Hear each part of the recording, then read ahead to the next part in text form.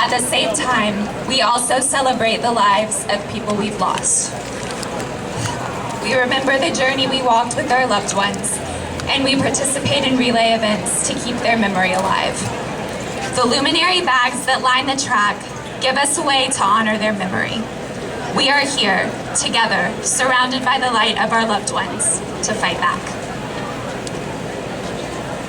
This year, more than 14 million cancer survivors celebrated their birthday, and you are making that happen. Progress was made through research for treatments, and millions of patients and their families received support from the American Cancer Society. Thank you for being here tonight and your belief that we have the power to change the world.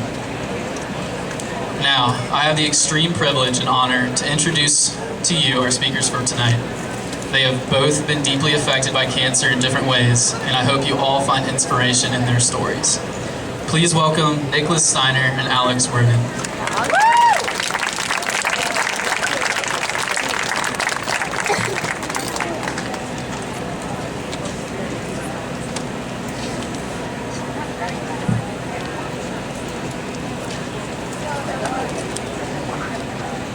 Hi, I'm Nicholas, and I'm Sophie's dad.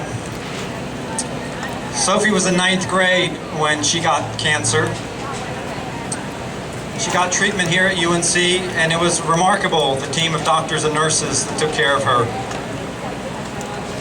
But it wasn't enough, and she died 10 months later, about a year and a half ago.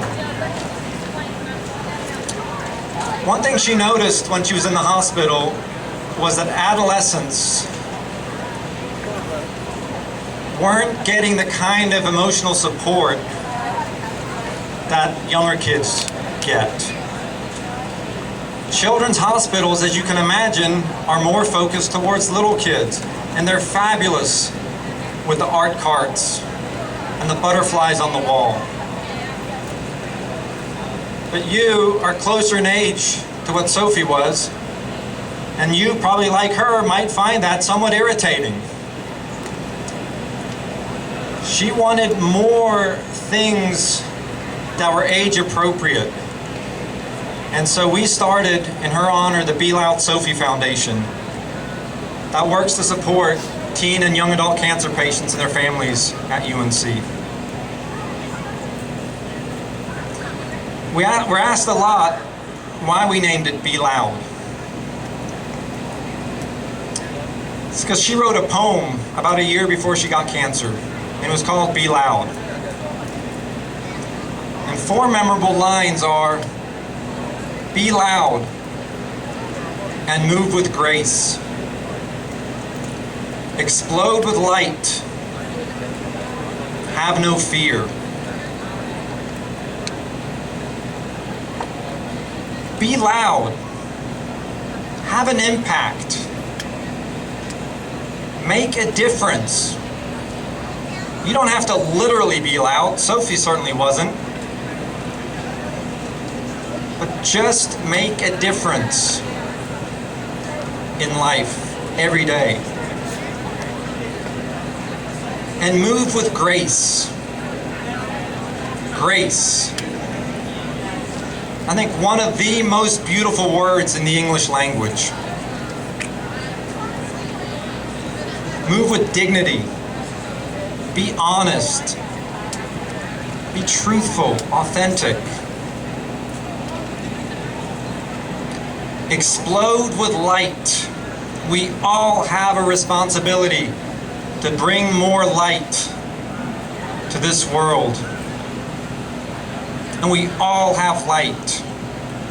We're all remarkable, wonderful people who can make a difference. So don't hide your light. Don't keep it under a bushel. Explode your light. Let it shine brightly. And have no fear. And this is hard. Fear can be paralyzing. But you can overcome fear. We can all overcome fear. So maybe this weekend, you tell your boyfriend that he drinks too much.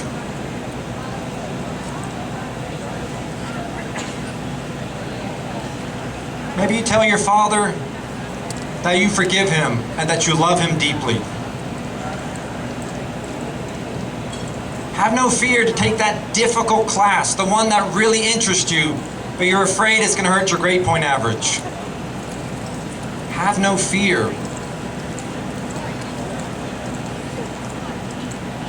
That's the inspirational message I want to leave with you. Be loud and move with grace. Explode with light. And have no fear. And I want to introduce you to a dear, dear friend that we've met this year who epitomizes these 4 words that my Sophie wrote when she was 11. Alex Weirden is going through what you all are here to fight for so much, and we so very much appreciate it. And he's going to tell you more about what it's like to be a young adult with cancer at UNC and how you can make a difference working in all your ways to make life more bearable for these patients. Alex.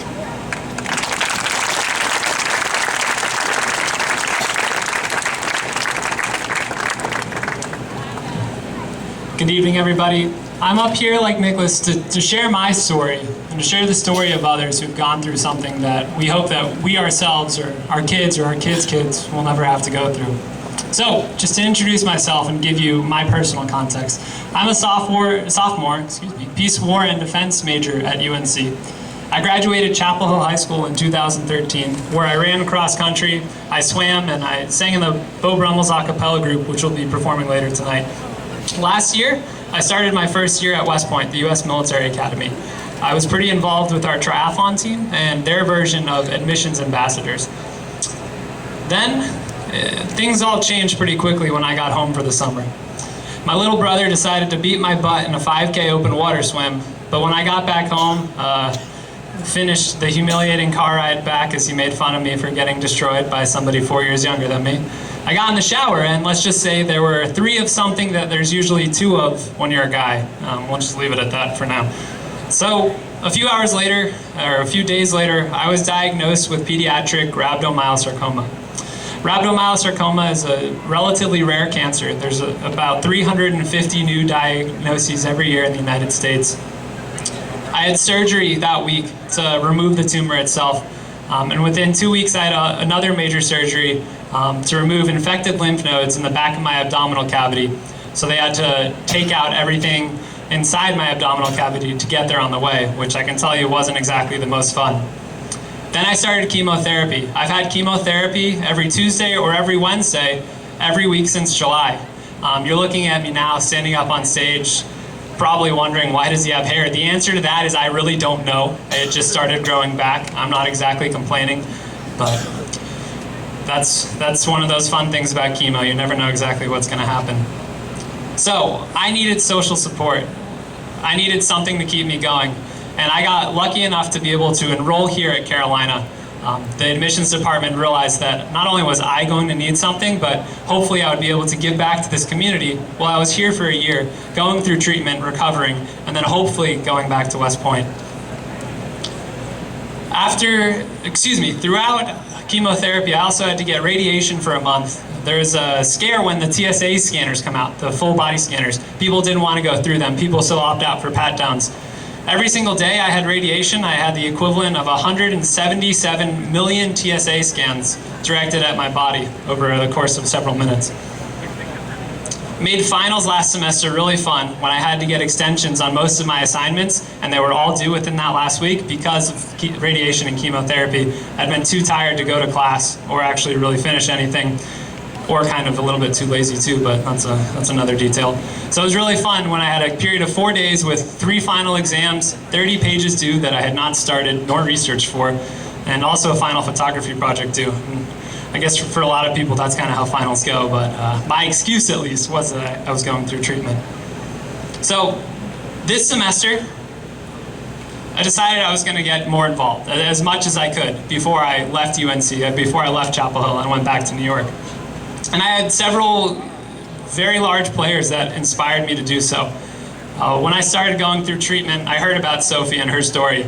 and I heard about being loud and what she embodied that to be. And I realized that I needed to do that myself.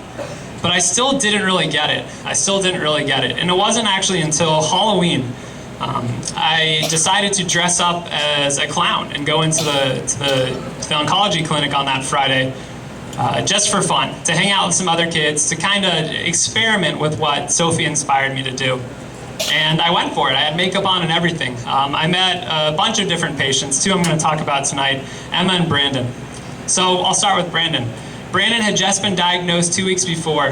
He still wasn't doing too well mentally, of course not physically. He had just started chemotherapy. He was out of things, and he definitely wasn't exactly positive by any means yet, but he was getting there. So after I was done handing out candy and just kind of messing around, I went up to his room and I got to speak to him for a while. Both of us were on some pretty fun medications that day. So my oxycodone kicked in and his Mirinol kicked in. It's THC in synthetic pill form. It's kind of fun sometimes. So we're both sitting there laughing, having fun, smiling. I'm thinking nothing of it. I mean, I'm sitting there in a clown suit. Of course people are gonna laugh. I look like an idiot. So I go back. I mean, it's Friday night. And it's Halloween at UNC, that means Franklin Street. It was time to get ready for that. His mom caught me on the way out though, and she said, thank you very much. He hasn't been positive or smiled once since he had been diagnosed 2 weeks before. Again, I'm on painkillers and in a clown suit, so I'm thinking nothing of it at the time.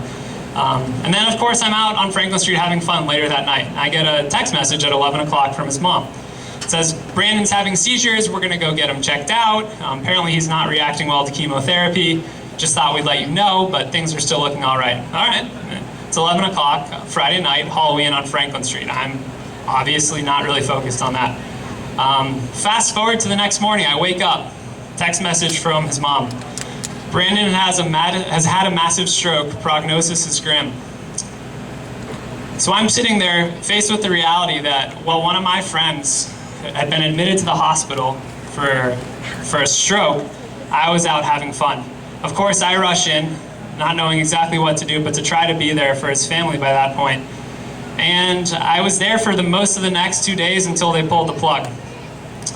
When I was leaving, his older brother came up to me and he said, thank you for what you did when he was still here with us. And all I could think of was my younger siblings and exactly what it would have to be like for me to go up to somebody else and say the same thing if I lost one of them. And I couldn't deal with it. I'm sitting there coping, trying to figure out, why me? Why am I still here? Why isn't Brandon? So from there, I realized that every single one of us have opportunities every day. We have opportunities every day to make somebody smile and to make somebody happy. I was glad that I had had that opportunity with Brandon, and I definitely wanted to continue to do that with every single person I met. So I'm gonna tie this in, steal something from David Brooks. He's a New York Times columnist, about your eulogy virtues versus your resume virtues. If you're in college, you're likely competing, trying to get good grades, and setting yourself up for a good job, good internship, doing whatever you need to do so you can leave college, be employed, not be living in mom and dad's basement and eating ramen for the rest of your life. So you're focusing on that resume. You really are focusing on that resume, those resume virtues. That's how you're trying to improve yourself every single day. But step back for a second and think about what you want people to be saying at your eulogy, what you want people to be saying when you're gone. They want you to talk about, you want them to talk about, how much they loved you, how much you loved everybody, how happy and positive you were for every single person you met. So, from there I'm just gonna point out, take a minute, step back, and realize what really matters in front of you. Your family, your friends, don't focus on that resume as much.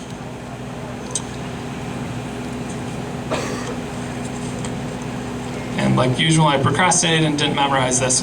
So, a good way to get involved, advocate for other young adults. There's issue with the young adult patient population going through specifically cancer treatment that are unique to them and very different from the pediatric side and the older adult side. For one, imagine that you're being pulled out of your transition from childhood to adulthood. You're in middle school, or in high school, and college. You're really trying to progress socially, academically, professionally, and get from that younger point in your life to the point where you're out there in the real world. And you get plucked out with a cancer diagnosis, and you're put in the hospital.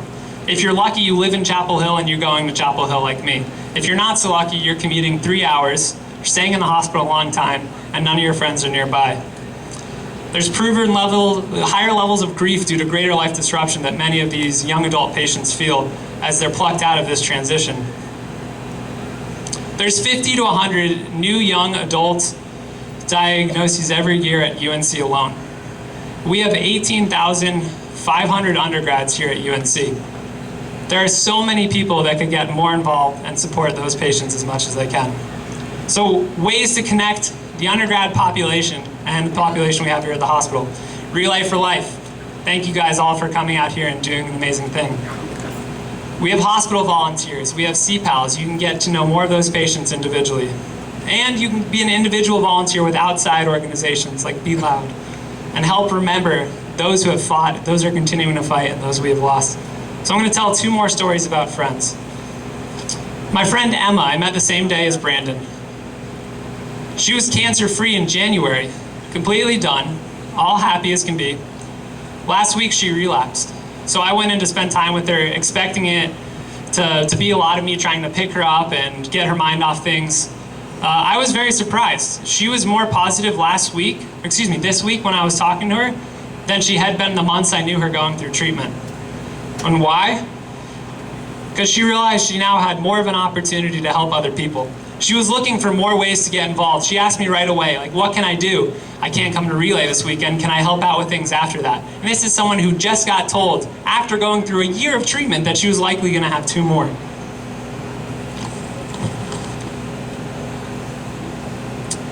Now I'm going to move on to my friend Taylor. Taylor I met a month ago, roughly. She's been in the hospital a month. Today marks the month mark. Lives several hours away, hasn't had many friends come visit her. It was unfortunate. I found out after I left, first time running into her, that when she talked to me, it was the first time she could remember talking to another boy her age in weeks and months. Last night she was transferred to the pediatric intensive care unit, and right now she's there fighting for her life as her lungs are failing her. So, my call to you, 18,500 people her age are within a mile every single day. There's no reason that she can't have friends stop by all the time. So I also ask you, please keep her in your thoughts and prayers tonight. Let's hope that she's getting back out of the hospital soon. All right, and then my story. I'm making sure that I do all that I can to give back to the place that saved my life and to the community that's been here for me when I've needed it most this year. So I plan on getting back in shape, hopefully. We'll see how that goes. Going back to West Point in July and rejoining the Corps of Cadets. And then we'll see what happens. I don't know whether or not the military is going to keep me. Frankly, if I get kicked out and I end up back at UNC, it's not too bad. This place is pretty awesome. So when you're faced with uncertainty, learn a simple lesson, like I had to learn pretty quickly. You don't have to go out of your way to do it. Go back to what you want to be known for. Your resume virtues, your eulogy virtues. Do you want to be remembered for how much you cared about other people? And make a positive impact on every single person you interact with every single day. Enjoy the little things in life. And don't stress out about things that you can't control. Whether that be the upcoming test, it's gonna happen. No matter how much you study, that test is happening next week, guys, or the week after. Don't stress out about it. Do what you can do for the things that you can control, and do them as best as you can. And make sure to keep a smile on your face. So, as we've learned from Sophie, as I've learned from Sophie, and I've tried to embody it myself, as I learned from Brandon, as I learned from Emma, as I learned from Taylor, and as all of you have learned in some way from somebody that you love and you care about, make sure to enjoy the little things in your life and keep a smile on your face. And tonight, we remember those we learned the lesson from as we celebrate, remember, and fight back. So, right now I'm going to start, and if everybody could join me, please, in a moment of silence to remember those who are no longer with us and honor those who are still battling today.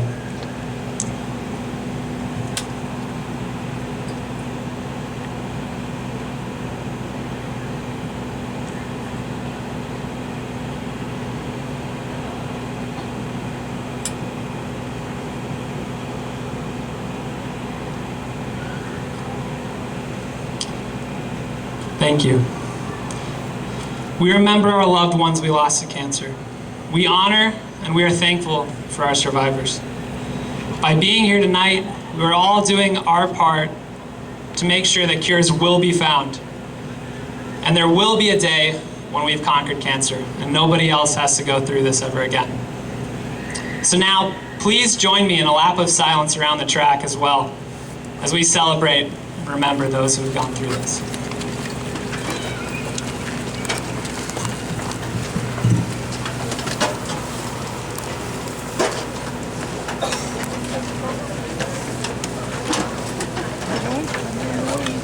No, they're cheap.